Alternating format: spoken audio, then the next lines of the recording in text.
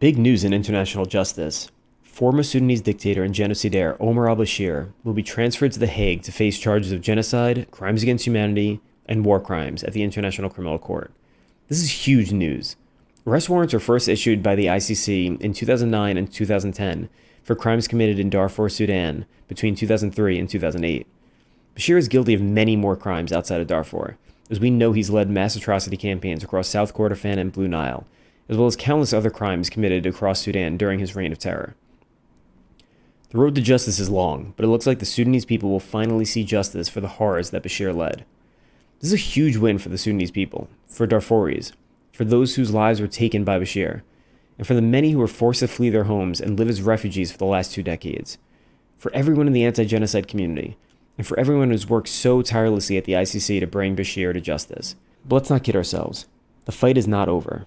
Bashir will have to stand trial, and the international court system has sometimes been a bit too favorable to genocidaires in the past. But I remain hopeful that we will see the verdict that we want. Let's remember how we got here. It wasn't the international community. It wasn't a foreign nation arresting Bashir as he traveled multiple times to other countries.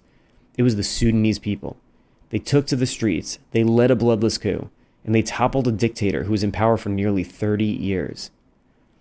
The incredible bravery and strength of people to rise up and finally say enough is enough. The incredible women like Allah Salah leading protesters in chants and songs. They did this.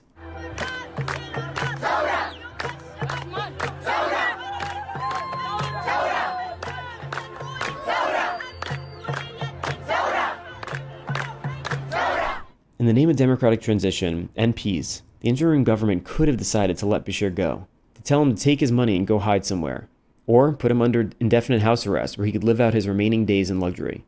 But no, they decided for a true transition to democracy to take place. For a durable peace, there had to be justice.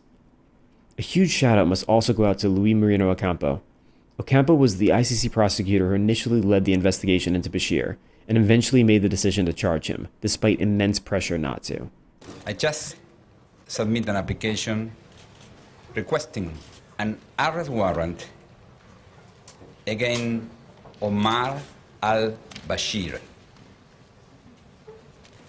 for genocide, crimes against humanity, and war crimes. I hope that Bashir finally facing justice at the ICC will be the first of several who, despite evading justice for far too many years, eventually are held accountable for their horrific crimes. There are many more who deserve to face justice. I really hope that the international community, the US government, non-governmental organizations all learn a valuable lesson from Sudan. The most effective means of bringing about change is by the people. Supporting civil society should be the priority. The only way real change can happen is if the people bring the change.